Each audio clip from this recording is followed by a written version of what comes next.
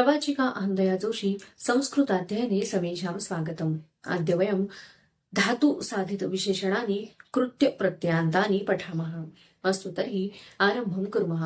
मुलांनो, आज आपण कर्मणी विद्यर्थक धातु साधित विशेषण जी आहेत ती शिकणार आहोत। इतः पूर्वम् अस्माभिः पठितं तर्हि तत्र लेखने प्रमादः जातः आसीत्, अतः पुनः एकवारं द्रष्टव्यम् आसीत्। अस्तु तर्हि आरंभं कुर्मः। बघा, तर ही जी कर्मणी विद्यार्थक धातु साधित विशेषण जी आहेत तर ती पेज नंबर 71 तुमच्या पुस्तकामध्ये पेज नंबर 71 एक सप्ततिः पृष्ठ क्रमांक 1 तर इथे दिलेली आहे, ती आपण बघूयात।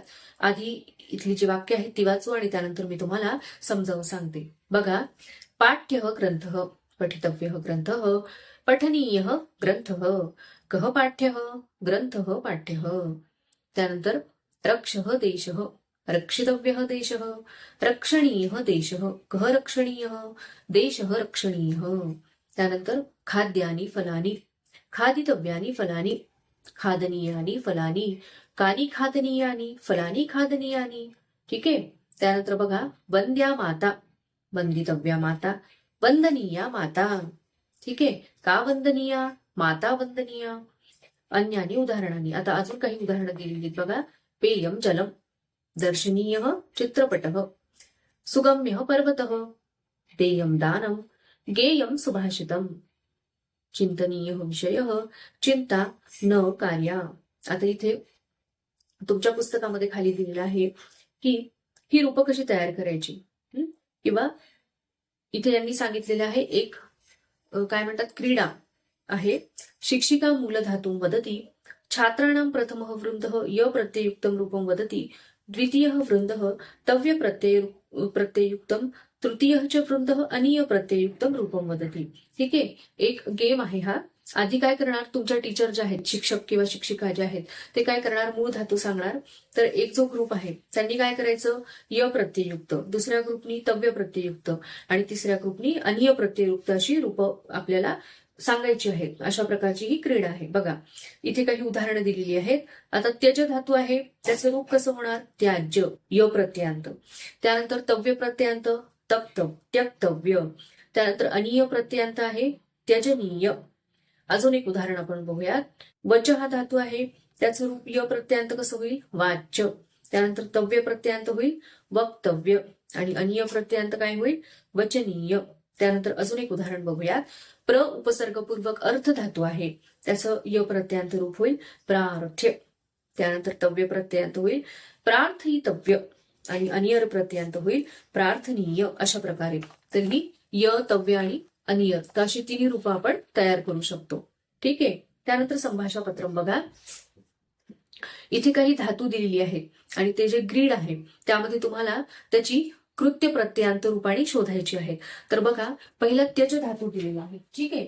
तर त्याचं कोणतं रूप म्हणजे कृत प्रत्ययांत रूप जे इथं दिलेलं आहे त्यज धातूचं, तर ते काय आहे इथं दिलेलं बघा, त्यक्तव्य।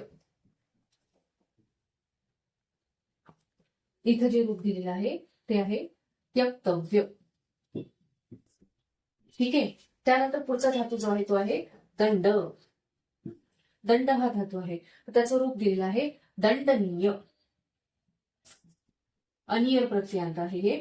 त्यानंतर पुढचा धातू जो आहे नम। ठीक आहे। तर नम या धातूचं कोणतं रूप तुम्हाला इथं दिसतं आहे, तर ते रूप आहे नंतव्य। त्यानंतर पुढचा धातू आहे न्या। ठीक आहे, न्या, पा। त्यानंतर क्रू हा धातू आहे। त्यानंतर वच आणि चिंत एवढे धातू दिलेले आहेत। ठीक आहे। त्याची रूपं कोणती वापरलेली ती आपल्याला लिहायची आहे। तर आता न्या हा जो धातू आहे तर त्याचं नेय हे रूप दिलेले आहे य प्रत्ययांत।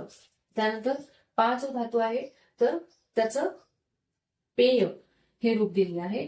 त्यानंतर धातू आहे तर त्याचं कार्य हे रूप तुम्हाला इथे दिलेलं आहे। त्यानंतर वच हा जो धातू आहे तर त्याचं वक्तव्य असं रूप आहे। त्यानंतर चिंता हा जो धातू आहे तर त्याचं चिंत त्याचं चिंतनीय स्वरूप इथं दिलेलं आहे. ठीक आहे, तर ही सगळी रूपं आपण इथे शोधली. कोणती? तव्य प्रत्ययांत आणि अनियर प्रत्ययांत, य किंवा तव्य किंवा अनियर प्रत्ययांत, ही आपण बघितली. त्यानंतर पुढचा जो प्रश्न आहे तो आहे योग्यम विशेषणम योजयत. ठीक आहे, मला असं वाटतं की तुमचं लिहून झालेलं असणार आहे. पुढचं आपण बघूयात.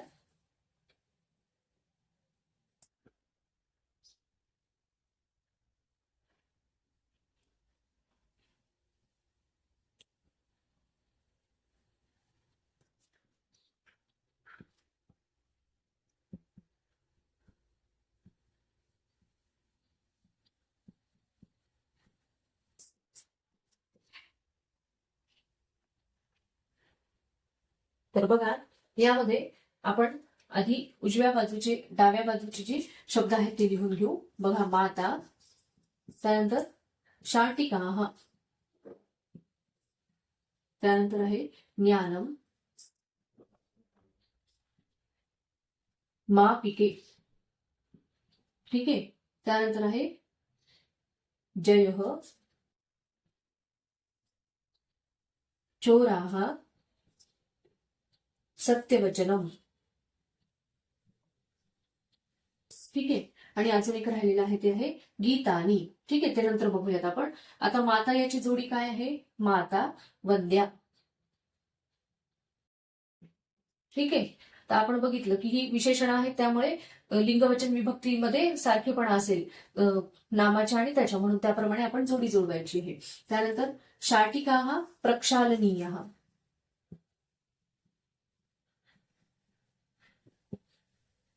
त्यानंतर बघा, ज्ञानम अर्जनीयम.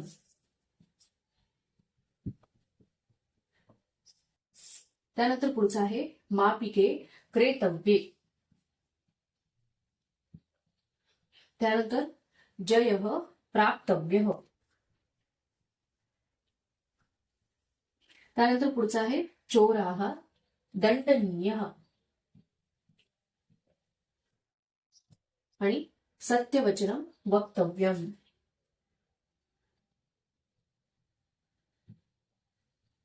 ठीक आहे, आणि त्यानंतर गीतानी श्राव्याणी.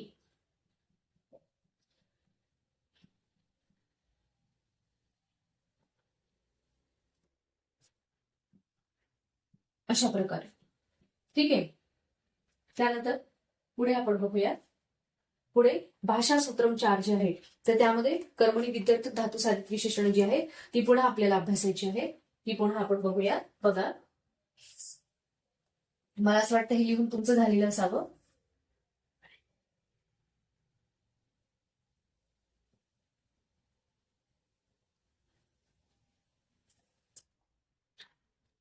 बघा, तर आपण ही जी आता कृत्य प्रत्ययांत किंवा कर्मणी विद्यार्थ धातू साधित विशेषणं जी बघितली आहेत, तर ती आपण तयार कशी करायची ती एकदा बघूया. तर यामध्ये काय करायचं आहे? पहिले मूल धातू. ठीक आहे, मूल धातू. त्यानंतर त्याच्यासोबत य, तव्य किंवा अनिय असे तीनही प्रत्यय लावून आपण ही तयार करू शकतो. ठीक आहे, तर आता इथे उदाहरण दिलेले बघा. वृषपश्य धातू आहे. ठीक आहे, वृषपश्य हा धातू आहे, तर त्याच्या आपल्याला ही रूपं तयार करायची. तर ती कशी तयार होतील? दृश्य, त्यानंतर द्रष्टव्य. ठीक आहे, द्रष्टव्य तव्य प्रत्ययांत आणि अनियर प्रत्ययांत दर्शनीय. आता इथे काय झालेलं आहे? इथं तचा ट झालेला आहे. तर अशी परिवर्तन होतात. तर त्यासाठी तुम्हाला जी रूपं तयार करून दिलेली आहेत तर ती सतत अभ्यासावे लागतील. तर तेव्हा तुमच्या लक्षात येईल. अजून एक उदाहरण आपण बघूयात. आता मूल धातू काय आहे? दा. त्याचं रूप कसं तयार होईल? देय, य प्रत्ययांत. त्यानंतर दातव्य, तव्य प्रत्ययांत आणि दानीय अशा प्रकारे. ठीक आहे, तर आपण ही कशी तयार करायची हे बघितलं. त्यानंतर आता बघूयात यामध्ये जे आहे तर ते लिंगानुसार भेद आहे. ठीक आहे, पुल्लिंगी, स्त्रीलिंगी आणि नपुंसकलिंगानुसार यामध्ये भेद आहे. तर ती कशी करायची बघा. तर पुल्लिंगामध्ये जी रूपं तयार करतो आपण. ठीक आहे, पुल्लिंग पुल्लिंगामध्ये देव शब्दाप्रमाणे जसं की दातव्य किंवा करणीय, ठीक आहे. त्यानंतर त्यानंतर आपण बघूयात स्त्रीलिंग. तर स्त्रीलिंगामध्ये ती जी आहे ती मालाप्रमाणे दातव्या, कार्या, करणीय अशा प्रकारे, ठीक आहे. त्यानंतर नपुंसकलिंगामध्ये जी आहे तर ती वनप्रमाणे होतात.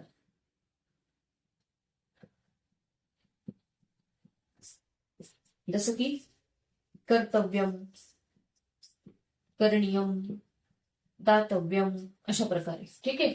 तर मला असं वाटतं तुम्हाला लक्षात आलेलं आहे, लक्षात आलेलं असावं. आपण काय बघितलं की ती 3 प्रकारे तयार केली जातात कृत्य प्रत्ययांत. एक म्हणजे य, तव्य आणि अनिय हे तिन्ही प्रत्यय लावून त्यानंतर त्यामध्ये लिंगानुसार भेद आहे. पुल्लिंगामध्ये, स्त्रीलिंगामध्ये आणि नपुंसकलिंगामध्ये. तर ती देव, माला आणि वन याप्रमाणे त्याची रूपं आपण तयार करतो. तर इथे पुस्तक पेज नंबर 73 वरती काही उदाहरणं दिलेली आहेत बघा. करणीय, करणीयो, करणीय. तर आपण बघितलं की विशेषणं जी आहेत तर ती तिन्ही वचनांमध्ये, 7 विभक्तींमध्ये आपण ती शब्दरूप त्याची तयार करू शकतो, ठीक आहे, त्या शब्दाप्रमाणे. तर तशीच इथे दिलेली आहेत. तर त्यानंतर खाली अजून उदाहरणं दिली आहेत बघा. पठनीय ग्रंथ, पठनीया कविता, पठनीयम काव्यम. त्यानंतर खादनीय मोदक, खादितव्या कुंडलिका, खाद्यम फलम अशा प्रकारे, ठीक आहे. त्यानंतर इथे काय सांगितलेलं आहे की त्याची अर्हता. एतानी विशेषणानी क्रियायाः अर्हतां सूचयन्ति तथैव कर्मपदम अनुसरन्ति अतः केवलम कर्मवाच्ये वाक्ये एतेषाम उपयोगः भवति.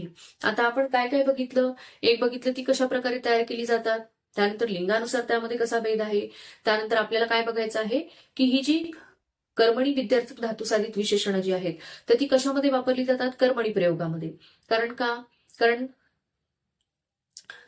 ही कशामध्ये वापरली जातात. कर्मणी प्रयोगामध्ये. आणि कर्मणी प्रयोगामध्ये रचना कशी असते तर कर्त्याची तृतीया, कर्माची प्रथमा, ठीक आहे. म्हणून मग ज्यावेळेला आपण ही कृत्य प्रत्ययांत धातुसाधित विशेषण वापरणार त्यावेळेला कर्मानुसार आपण रचना करणार. त्याचं एक उदाहरण आपण बघूयात बघा.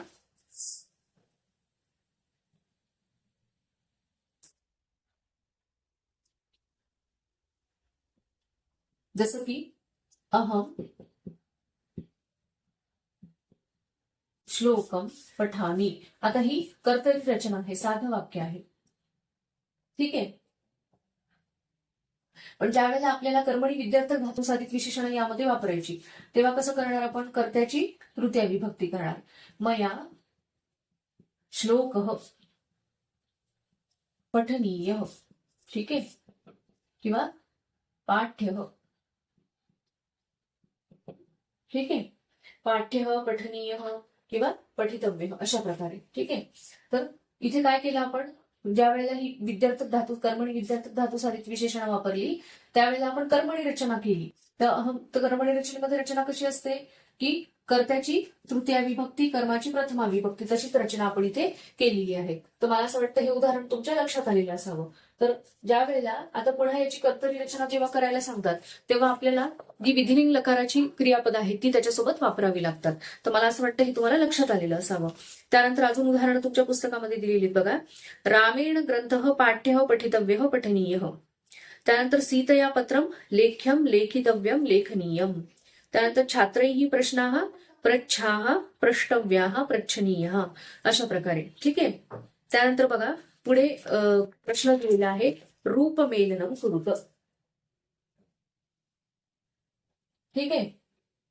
एकच प्रश्न यामध्ये दिलेला आहे.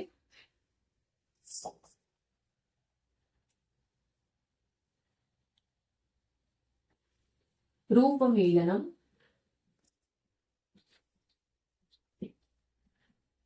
कुरुत. तर बघा आधी आपण धातू सगळे बघूयात. पहिला आहे खादती. त्यानंतर दुसरा काय आहे खादितम.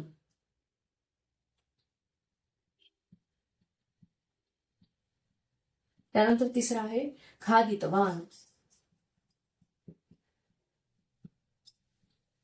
त्यानंतर चौथा आहे खादनीय.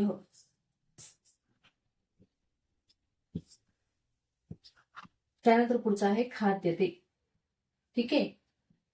तर याचा लकार कोणता आहे ते आपल्याला ओळखायचं आहे. आता खादती काय आहे लट, कर्तृवाच्य, ठीक आहे. कर्तृवाच्याचं ते रूप आहे. आपण लट लकारामध्ये हे वापरतो, लट लकार हा आहे. त्यानंतर खादितम हे कोणतं रूप आहे? त प्रत्ययांत रूप आहे. त प्रत्ययांत रूप.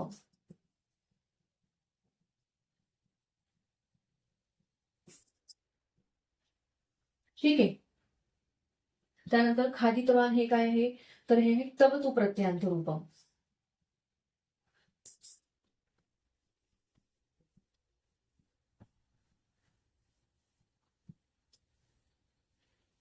त्यानंतर खादनीय हे काय आहे?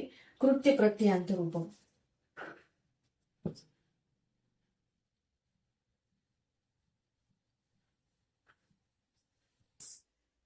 त्यानंतर खाद्यते हे काय आहे? तर ते आहे लट कर्मवाच्यम. ठीक आहे. कर्मणी रूप आहे. लट लकारामध्ये ते वापरलं जातं. ठीक आहे. तर हे जे कृत्य प्रत्ययांत आहे तर इथे आपलं हा पाठ जो आहे तर तो संपलेला आहे. तर मला असं वाटतं हे तुम्हाला चांगल्या प्रकारे समजलेलं असावं. माझा जर व्हिडिओ तुम्हाला आवडला असेल तर लाईक करा, शेअर करा आणि माझ्या युट्यूब चॅनलला सबस्क्राईब करा. धन्यवाद.